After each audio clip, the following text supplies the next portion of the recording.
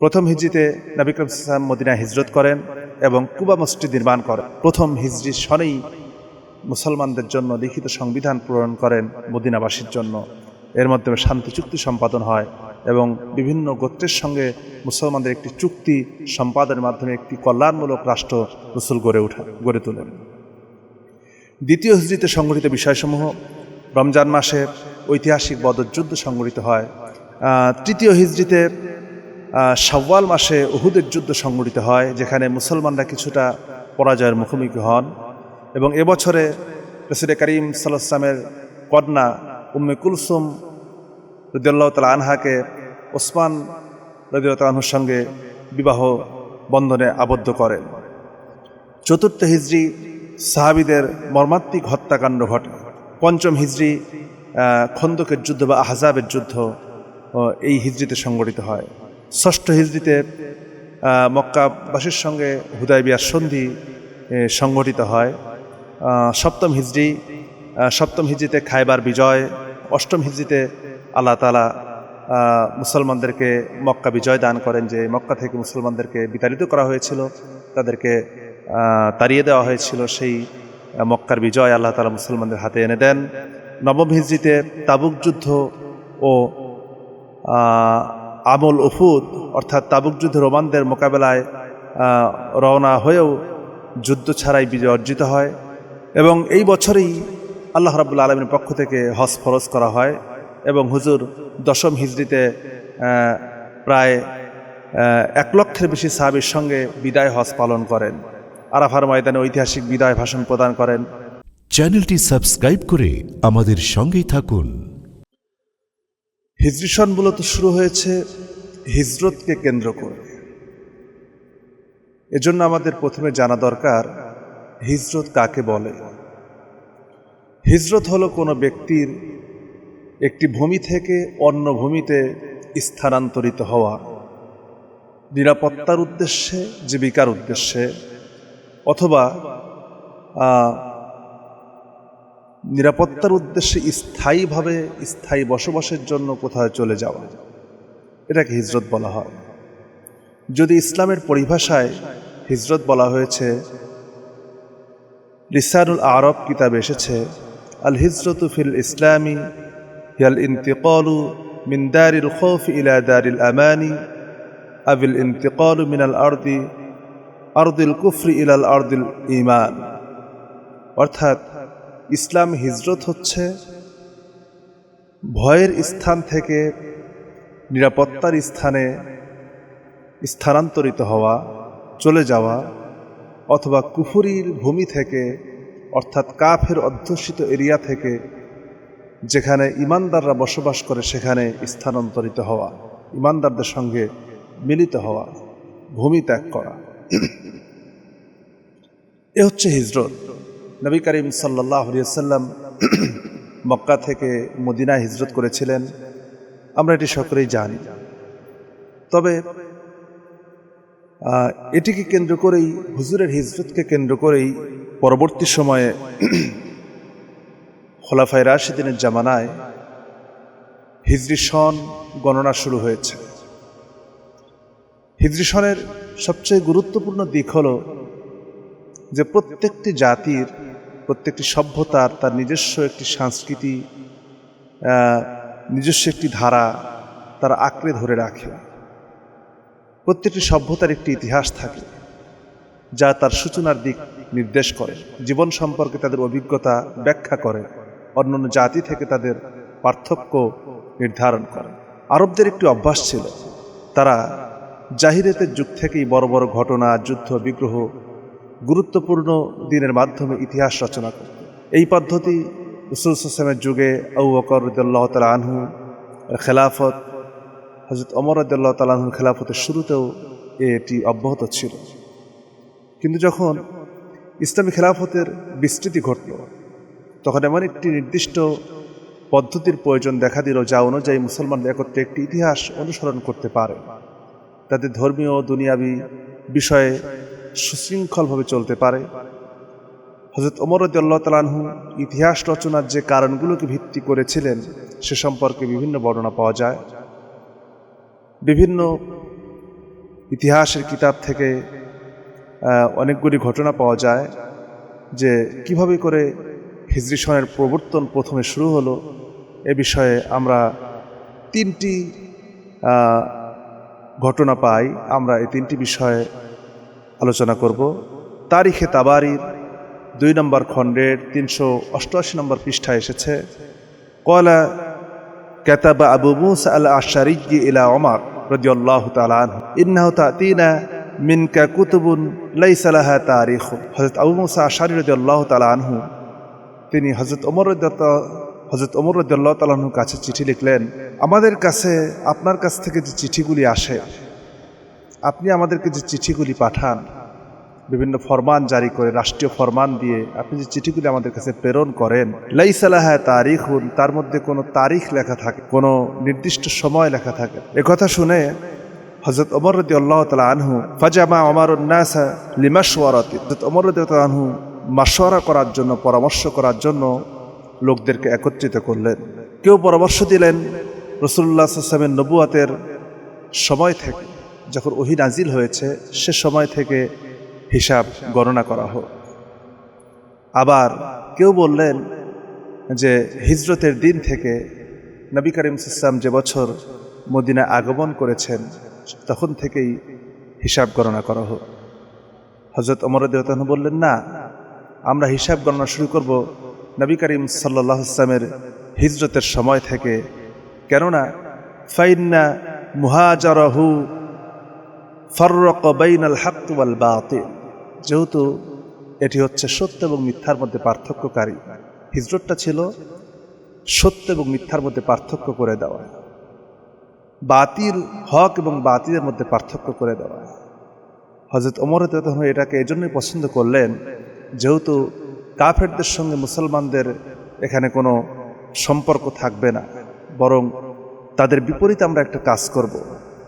সুতরাং তারা বাতিল, আমরা হক হিসেবে, যেহেতু এই সময়টাই হচ্ছে হক এবং বাতিলের পার্থক্যকারী সময়, এজন্য হযরত ওমর রাদিয়াল্লাহু আনহু এই সময়টাকেই বাছাই করে নিলেন। তারিখে তাবারির একই পৃষ্ঠা আরও একটি বর্ণনা এসেছে, তা হচ্ছে মাইমুন ইবনে মিরহাম রাদিয়াল্লাহু তাআলা আনহু বলেন, একবার হযরত ওমর রাদিয়াল্লাহু আনহুর কাছে একটি দলিল বা একটি চুক্তিপত্র পেশ করা হলো, যেখানে লেখা ছিল যে শাবান মাসে অর্থ পরিশোধযোগ্য। দলিল বা চুক্তিপত্রে যে এই ধার নিয়েছি বা টাকা নিয়েছি, সেটা যেটাই হোক, একটি চুক্তিপত্র লেখা আছে, সেখানে এতটুকু লেখা যে এটা শাবান মাসে পরিশোধ করা হবে। কিন্তু হযরত ওমর রাদিয়াল্লাহু আনহু তখন বললেন, যেটা কোন শাবান মাস? এটা কি চলতি বছরের শাবান না আগামী শাবান মাস? তো এটা নিয়ে বিভ্রান্ত দেখা দিল। এ কারণে হযরত ওমর রাদিয়াল্লাহু আনহু সাহাবায়ে কেরামকে ডাকলেন। নবী করিম সাল্লাল্লাহু আলাইহি ওয়াসাল্লামের যে সকল সাহাবীরা তখনও জীবিত ছিলেন তাদেরকে ডাকলেন এবং তিনি বললেন, মানুষের জন্য এমন কিছু নির্ধারণ করো যাতে সময় এবং বছর চিনতে সহজ হয়ে যায়। তখন কিছু লোক পরামর্শ দিল যে আমরা রোমানদের, বাইজেন্টাইনদের তারিখ ব্যবহার করতে পারি, রোমানদের তারিখ ব্যবহার করতে পারি। কিন্তু অনেকেই বললেন, তারা তো ইতিহাস গণনা করে আলেকজান্ডার বা জুলকারনাইন, কোরআনে যে জুলকারনাইনের কথা এসেছে সে সময় থেকে, সেটা তো অনেক পুরনো সময়, অনেক অতীত হয়ে গিয়েছে, অনেক দীর্ঘ সময়, সুতরাং সেটাকে আমরা গ্রহণ করব না। অন্য কেউ বলল পারস্যের ইতিহাসকে অনুসরণ করতে পারি, তাদের একটি নিজস্ব ক্যালেন্ডার আছে, সেটাকে আমরা গ্রহণ করতে পারি। তখন অনেকেই বললেন, পারস্যের যখনই নতুন কোনো রাজা আসে, নতুন কোনো মালিক আসে, তখন সে পূর্ববর্তী রাজার রেখে যাওয়া সব কিছুকে বাতিল করে দেয়, সুতরাং সেটি গ্রহণ করা মোটে উচিত হবে না। তখন আবার অনেকেই বলল, চলো দেখি নবী করিম সাল্লাল্লাহু আলাইহি ওয়াসাল্লাম মদিনায় কত বছর ছিলেন। তারা দেখতে পেলেন তিনি মদিনায় ছিলেন 10 বছর। তখন ঠিক করা হলো যে হিজরত থেকেই ইসলামের বর্ষপঞ্জি গণনা শুরু হবে। ঠিক তখন থেকেই সকলের পরামর্শক্রমে এই নতুনভাবে হিজরতের এই গণনা শুরু হলো। হিজরতকে কেন্দ্র করে হিজরির এই গণনা শুরু হলো। 3 নম্বর বর্ণনাটি এসেছে তারিখে তাবারিতে, যেমন তাবারি রহমাতুল্লাহ আলাইহে 2য় খণ্ডের 389 নম্বর পৃষ্ঠায় তিনি বলেন, মুহাম্মদ ইবনে সিরিন থেকে বর্ণিত এক ব্যক্তি হযরত ওমর রাদিয়াল্লাহু আনহুর কাছে এসে বলল যে আপনারা পুরো তারিখ ঠিক করুন। হযরত ওমর বললেন, তারিখ কাকে বলে? হযরত ওমর বললেন, তারিখ আবার কি? মা আর রিখো, এটা আবার কি জিনিস? লোকটি বলল, আজম জাতিগুলো যারা আরবদের বাহিরে, পারস্য, রোম, আবিসিনিয়া, এই অনারব যারা, তারা এরকম করে লিখে যে এমন মাস, এমন তারিখ, বা অমুক সন, অমুক বছর, এভাবে করে তারা লিখে। হযরত ওমর বলেন, সেটা তো ভালো কথা, তাহলে আমরা তো তারিখ নির্ধারণ করতে পারি। লোকেরা বলল, কোন সাল থেকে শুরু করব? নবুয়তের সাল থেকে না ওফাতের সাল থেকে? অর্থাৎ তারা বলল যে আমরা কি নবী করিম সাল্লাল্লাহু আলাইহি ওয়াসাল্লামের নবুয়ত যখন শুরু হয়েছে তখন থেকে শুরু করব, নাকি তিনি যখন ওফাত লাভ করেছেন তখন থেকে শুরু করব, নাকি তিনি যখন জন্মগ্রহণ করেছেন তখন থেকে শুরু করব? এটা নিয়ে তাদের মধ্যে আলোচনা চলল। আলোচনা করে সবাই একমত হলো যে হিজরতের সাল থেকেই শুরু করা হবে। তারপর প্রশ্ন ওঠে, কোন মাস থেকে শুরু করব? রমজান মাস থেকে? এই কোন মাস থেকে শুরু হবে এ ব্যাপারে ইতিহাস সে কিছু বর্ণনা পাওয়া যায়। হযরত ওমর রাদিয়াল্লাহু আনহু হিজরিকে ইতিহাসের সূচনা হিসেবে গ্রহণ করেন, কারণ হিজরত সত্য মিথ্যার মাঝে পার্থক্য সৃষ্টি করেছিল। এরপর সাহাবায়ে কেরাম রাদিয়াল্লাহু তাআলা আনহু পরামর্শ করলেন যে নতুন বছরের শুরু কোন মাস থেকে হওয়া উচিত। কেউ কেউ বললেন যে এটা রমজান মাস থেকে শুরু হওয়া উচিত, কারণ এই মাসে যেহেতু কোরআনে কারীম আল্লাহ রাব্বুল আলামিন নাজিল করেছেন। আবার কেউ বললেন না, রবিউল আউয়াল মাস থেকে শুরু করা উচিত, কারণ নবী করিম সাল্লাল্লাহু আলাইহি ওয়াসাল্লাম এর হিজরত এই মাসেই হয়েছিল। অবশেষে হযরত ওমর, ওসমান, আলী রাদিয়াল্লাহু তাআলা আনহু তিনজন সম্মতি দিলেন নতুন বছরের শুরু মুহররম থেকে হওয়া উচিত। এমনকি তারা কয়েকটি কারণও দেখালেন। তার একটি কারণ হচ্ছে এটি হারাম মাস, যাতে যুদ্ধবিগ্রহ আল্লাহ তাআলা নিষিদ্ধ করেছেন, এবং রাসূল কারীম সাল্লাল্লাহু আলাইহি ওয়াসাল্লাম এ মাসের ব্যাপারে বলেছেন শাহরুল্লাহিল মুহররম, আল্লাহর মাস হচ্ছে মুহররম, যে ভাষায় অন্য কোনো মাসকে এভাবে বলা হয়নি। এজন্য এই মাসকে তারা বাছাই করলেন। 2 নম্বর, তারা বললেন যেহেতু জুলহাজ মাসে হাজি সাহেবরা মক্কা থেকে হজ সমাপ্ত করে তারা নতুন বছরে বাড়ি যাবেন এবং নতুন বছরে গণনা শুরু করবেন, এবং বছরের শেষে আবার হজ করার জন্য আসবেন, এটা গণনার ক্ষেত্রে অনেক সহজ হবে, মানুষের জন্য এটা ভালো লাগবে, এবং ইসলামের রুকনটা বোঝাও, সময়টা নির্ধারণ করাও সকলের জন্য সহজ হবে। এছাড়াও হিজরতের ইচ্ছা এবং পরিকল্পনা শুরু করেছে নবী করিম সাল্লাল্লাহু আলাইহি ওয়াসাল্লাম জুলহাজ মাসেই। যদিও তিনি হিজরত করেছেন রবিউল আউয়াল মাসে, কিন্তু এর পরিকল্পনা শুরু হয়েছিল জুলহাজ মাসে। আর ওই যে মদিনা থেকে যারা আসছিল আল্লাহ রাসূলের কাছে বায়াত নেওয়ার জন্য, সেই বায়াতটা সম্পন্ন হয়েছিল এই মুহররম মাসে। এজন্য তারা এটিকেই বিশেষ করে গ্রহণ করেন। এবং বায়াতের পর প্রথম চাঁদ দেখা গিয়েছিল, সেটাই ছিল মুহররম মাসের চাঁদ। এজন্যই সকলের পরামর্শক্রমে শেষ পর্যন্ত এটি গ্রহণ করা হয়। আরেকটি বিষয় হচ্ছে যে এর গুরুত্ব মুসলমানদের জন্য কতটুকু গুরুত্ব বহন করে। আমরা তো এটাকে মোটেও গুরুত্ব দেই না। আমরা ইংরেজি মাস, যে কাউকে তারিখ জিজ্ঞাসা করলে পরে আমরা ইংরেজি মাস হরহামেশায় বলে দিতে পারি, এবং একটি ছোট্ট বাচ্চাও ক্লাস 5-এ যে পড়ে, সেও কিন্তু ইংরেজি মাস সম্পর্কে তার কোনো অসুবিধা নাই, সঙ্গে সঙ্গে সে বলে দিতে পারবে যে আজকে অমুক তারিখ, অমুক মাসের অমুক তারিখ। কিন্তু তাকে যদি বাংলা মাস সম্পর্কে প্রশ্ন করা হয়, আমরা বাঙালি, তারপরও বাংলা মাস সম্পর্কে আমাদের সেই ধারণা আমাদের মধ্যে নাই। আবার আরবি মাস সম্পর্কে তো অনেক সময় দেখি যে শুধুমাত্র আরবি মাসের গণনা করি কখন, যখন রমজান আসে, শবে বরাত আসে, নিসফে শাবান আসে, এরপরে অর্থাৎ কোরবানি ঈদ আসে, তখন কিছু মানুষ হয়তো গণনা করে, তারপর সকলেই গণনা করে না। শুধুমাত্র রমজান মাসের বাইরে আমরা এটার গণনা খুব কমই করে থাকি।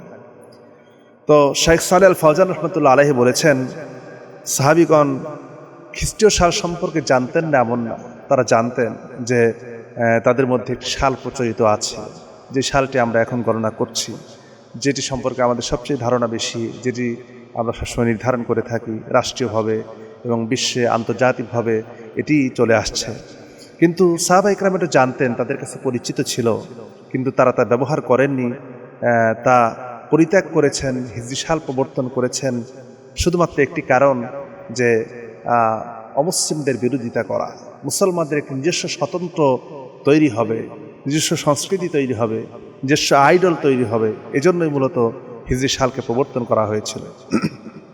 এটা প্রমাণ করে মুসলমানদের উচিত কাফেরদের আচরণ প্রথা থেকে আলাদা থাকা, বিশেষ করে যখন বিষয়টি এমন কিছু যা তাদের ধর্মের প্রতীক।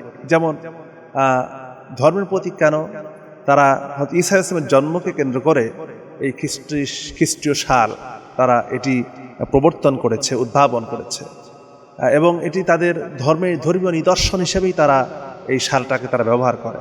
তো আমরা মুসলমান, কিন্তু আমরা হরহামেশায় প্রতিটি ক্ষেত্রে সবসময় আমরা এই সালটিকে ব্যবহার করছি, যদিও সেই নিয়ত নিয়ে না, কিন্তু তারপরেও মনে রাখতে হবে যেহেতু অন্যের ধর্মীয় বিষয় আমি পারিতপক্ষে এড়িয়ে চলা উচিত, কিন্তু রাষ্ট্রীয় কারণে, রাষ্ট্রীয় সমস্যার কারণে যেহেতু রাষ্ট্র এটাকে অবজার্ভ করে নিয়েছে, এখানে যদি বাংলা সাল হিসেবে বাংলা সালকে গ্রহণ করতো তাও একটা কথা ছিল, কিন্তু ইংরেজি সালকে আমরা গ্রহণ করে সেটাকে অবজার্ভ করে নিয়েছি, সুতরাং এখান থেকে বের হয়ে আসা মোটেও সম্ভব নয়। তবে মুসলমান হিসেবে আমাদের উচিত যে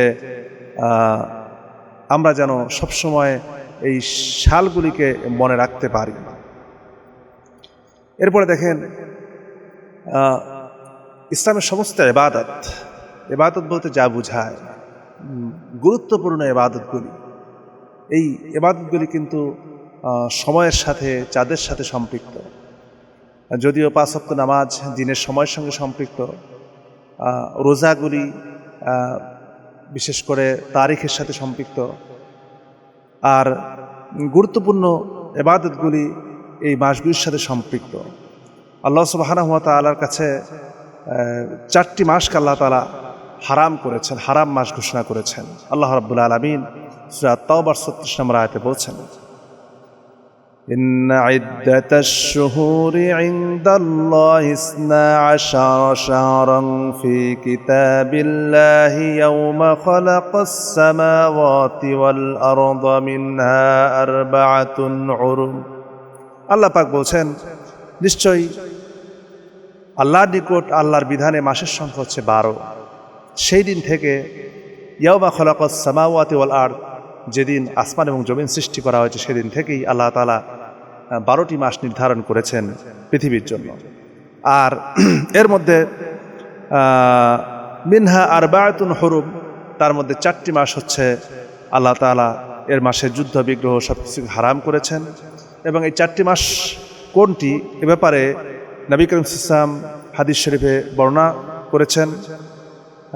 সহিহ বুখারীর 4305 নম্বর হাদিসে এসেছে, আপনারা এটা যে অ্যাপস আছে এখানে এই নাম্বারটা মিলায় পেয়ে যাবে, আমি এই নাম্বারটাই বলছি, যদিও আন্তর্জাতিক নাম্বার হচ্ছে 4661।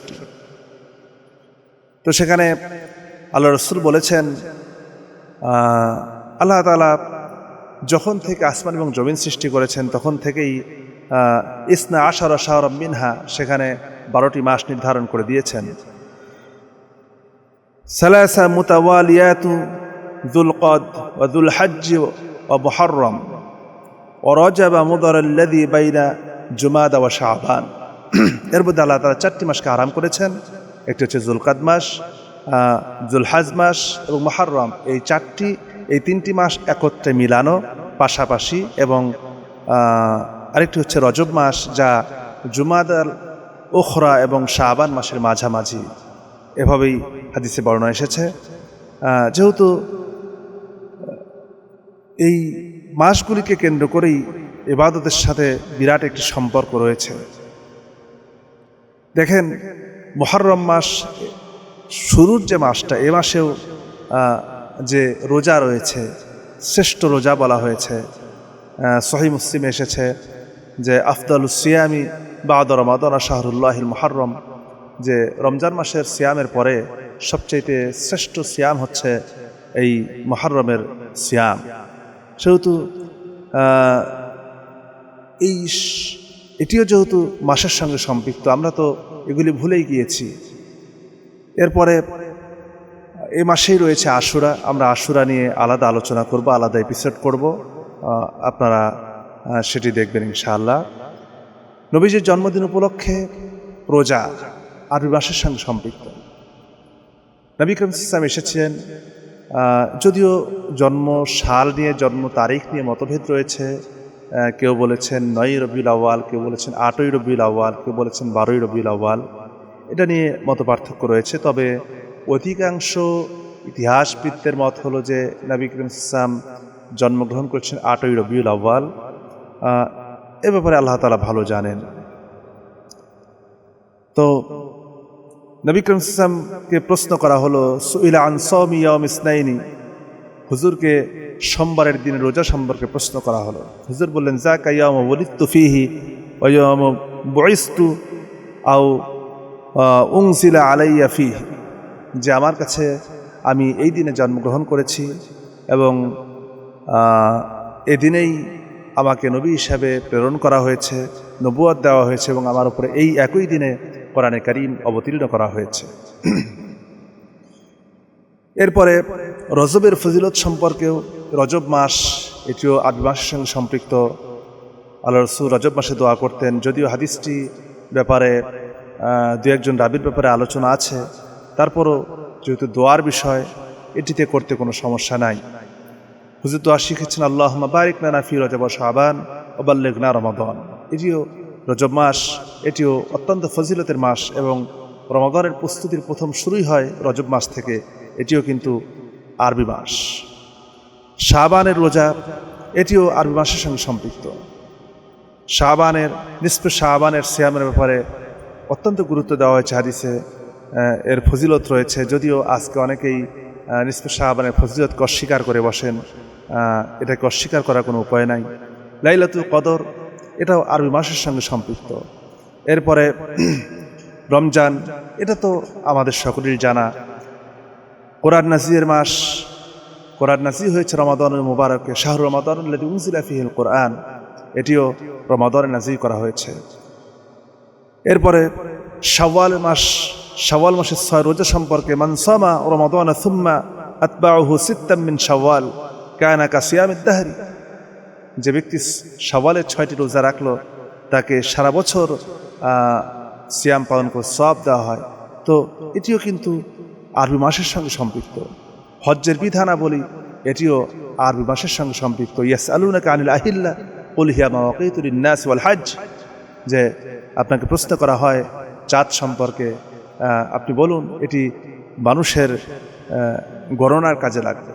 কুল হিয়া মাওয়াকিতু লিন-নাস, নবী আপনি বলুন যে তা লোকদের কাজ কারবারে, গণনার কাজে, মাস দিন বছর গণনা করার জন্য তাদের জন্য আমি আল্লাহ তাআলা নতুন চাঁদ দিয়েছি এবং হজ্জের সময় যেন নির্ধারণ করতে পারে।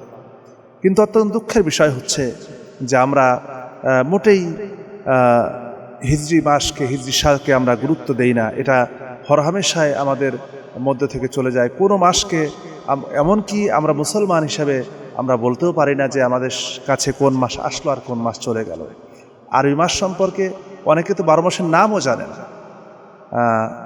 একমাত্র মাদ্রাসায় যারা পড়ে, অনেক মাদ্রাসা স্টুডেন্ট পর্যন্ত আমি দেখেছি যে আরবি মাসের নাম বলতে পারে না, যেটা অত্যন্ত দুঃখজনক।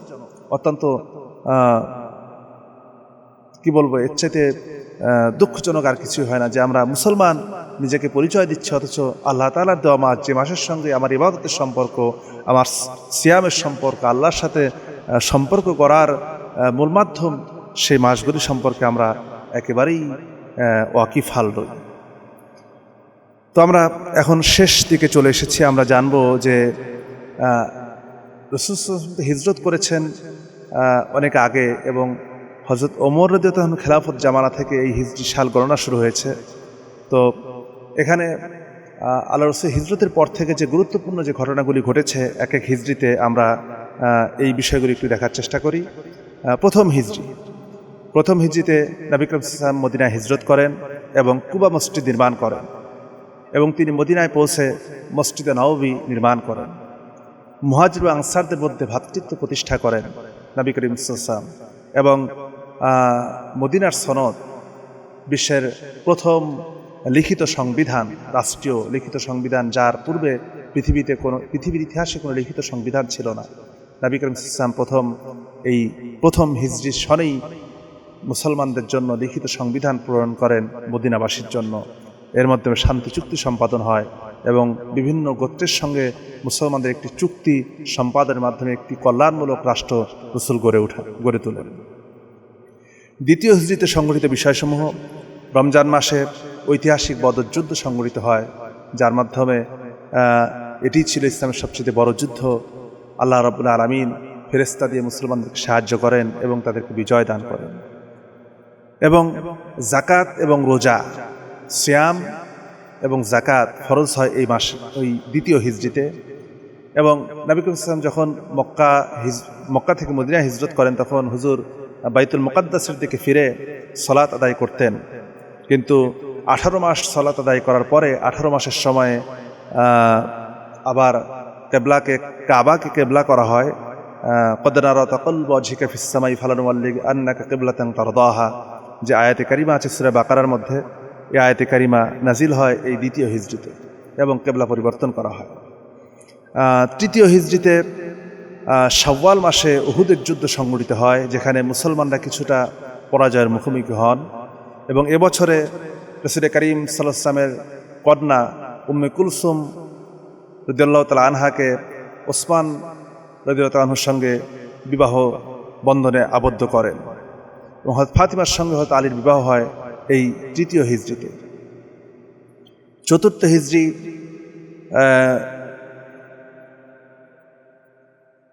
সাহাবীদের মর্মান্তিক হত্যাকাণ্ড ঘটে।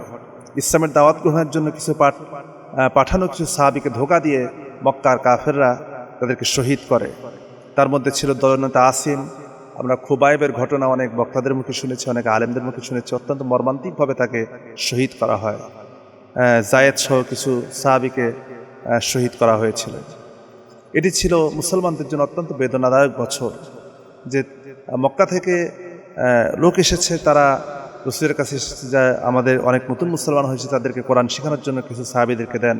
হুজুর তাদেরকে বিশ্বাস করে দিলেন এবং তার রাস্তায় নিয়ে যেয়ে সে সকল সাহাবীদেরকে হত্যা করে দিল, দুনিয়া থেকে বিদায় করে দিল। এরপরে এই চতুর্থ হিজরিতে বীরে মাউনার অভিযান সংগঠিত হয়। পঞ্চম হিজরি খন্দকের যুদ্ধ বা আহজাবের যুদ্ধ এই হিজরিতে সংগঠিত হয়। মদিনা মুশরিক ইহুদিদের সম্মিলিত আক্রমণ থেকে রক্ষা পেতে মদিনার চারপাশে খন্দক পরীক্ষা খনন করা হয়। এই খন্দক পরীক্ষা খনন করতে যে রাসূল করিম সাল্লাল্লাহু আলাইহি ওয়াসাল্লাম তিনি নিজে পাথর বহন করেছেন, কষ্ট করেছেন এবং হুজুরের শেষ সময়ে এই ব্যথা, হুজুরের মাঝে মধ্যে ব্যথা হতো, হুজুর যে কষ্ট করেছেন খন্দক পরীক্ষা খননের সময়। সাহাবী সালমান ফারসির পরামর্শেই মূলত এই পরীক্ষা খনন করা শুরু হয়। ইহুদিদের একটি গোত্র বনু কুরাইজার বিশ্বাস ভঙ্গ করায় তাদের বিরুদ্ধে এই সালেই ব্যবস্থা নেওয়া হয়। ষষ্ঠ হিজরিতে মক্কাবাসীর সঙ্গে হুদায়বিয়ার সন্ধি সংগঠিত হয়। রাসূল করিম সাল্লাল্লাহু আলাইহি ওয়াসাল্লাম এবং সাহাবীরা উমরার উদ্দেশ্যে মক্কায় রওনা হন। কুরাইশদের সঙ্গে হুদায়বিয়ার সন্ধি হুদায়বিয়া নামক জায়গায় এ সময় সম্পাদিত হয়। এবছরে বায়াতুর রিদওয়ান ঘটে, যা কোরআনে বায়াতুশ শাজারা নামে উল্লেখিত হয়েছে। হযরত ওসমান রাদিয়াল্লাহু আনহুর হত্যার খবর যখন ছড়িয়ে পড়ে তখন সাহাবায়ে কেরাম হুজুরের হাতে হাত দিয়ে বায়াত করেন যে আমরা ওসমান হত্যার প্রতিশোধ না নেওয়া পর্যন্ত আমরা ঘরে ফিরে যাব না। সেটাকেই কোরআনে কারিমে বায়াতুশ শাজারা বলা হয়েছে, যেটাকে বায়াতুর রিদওয়ান বলা হয়েছে হাদিসের পরিভাষায়। আল্লাহ তাআলা তাদের উপর সন্তুষ্ট হয়েছেন। এবং ষষ্ঠ হিজরিতে এই বনু মুস্তালিকের যুদ্ধ সংঘটিত হয়। সপ্তম হিজরিতে খায়বার বিজয় করেন। ইহুদিদের শক্ত ঘাঁটি খায়বার মুসলমানদের হাতে এসে যায় এবং ইহুদিরা পরাজিত হয়। এই বছর রাসূল করিম সাল্লাল্লাহু আলাইহি ওয়াসাল্লাম মিশর, রোম, পারস্য সহ বিভিন্ন রাষ্ট্রপ্রধানদের কাছে ইসলামের দাওয়াত পত্র প্রেরণ করেন, তাদের কাছে পত্র লিখে দাওয়াত পৌঁছান। অষ্টম হিজরিতে আল্লাহ তাআলা মুসলমানদেরকে মক্কা বিজয় দান করেন, যে মক্কা থেকে মুসলমানদেরকে বিতাড়িত করা হয়েছিল, তাদেরকে তাড়িয়ে দেওয়া হয়েছিল, সেই মক্কার বিজয় আল্লাহ তাআলা মুসলমানদের হাতে এনে দেন এবং মাত্র 10,000 সাহাবা এবং মক্কা বিজয়ের পরই হুনাইনের যুদ্ধ, তাইফ অভিযান এবং মুতার যুদ্ধ সংগঠিত হয়। নবম হিজরিতে তাবুক যুদ্ধ ও আমল উফুদ অর্থাৎ তাবুক যুদ্ধ রোমানদের মোকাবেলায় রওনা হয়েও যুদ্ধ ছাড়াই বিজয় অর্জিত হয়। অসংখ্য প্রতিনিধি বিভিন্ন অঞ্চল থেকে এসে সে সময় ইসলাম গ্রহণ করে। চতুর্দিক থেকে ইসলামের বিজয় ছড়িয়ে পড়ে। আল্লাহ তাআলা তার আগেই নাযিল করেছেন ইযা জা নাসরুল্লাহি ওয়াল ফাতহ ওয়া রাআইতান নাস ইয়াদখুলুনা ফী দীনিল্লাহি আফওয়াজা, যে আপনি দেখতে পাবেন যে দলে দলে লোকেরা ইসলাম গ্রহণ করছে, ইসলামের ছায়াতলে আশ্রয় নিচ্ছে। তো সে সময় এই নবম হিজরিতে চতুর্দিক থেকে বিভিন্ন দেশ থেকে বিভিন্ন জায়গা থেকে লোকেরা আসতে থাকে এবং হুজুরের হাতে হাত দিয়ে তারা কালেমা পড়ে মুসলমান হতে থাকে। এবং এই বছরেই আল্লাহ রাব্বুল আলামিনের পক্ষ থেকে হজ ফরজ করা হয় এবং হুজুর দশম হিজরিতে প্রায় 1 লক্ষের বেশি সাহাবীর সঙ্গে বিদায় হজ পালন করেন। আরাফার ময়দানে ঐতিহাসিক বিদায় ভাষণ প্রদান করেন, যা মানবাধিকারের প্রথম ঘোষণা হিসেবে বিবেচিত।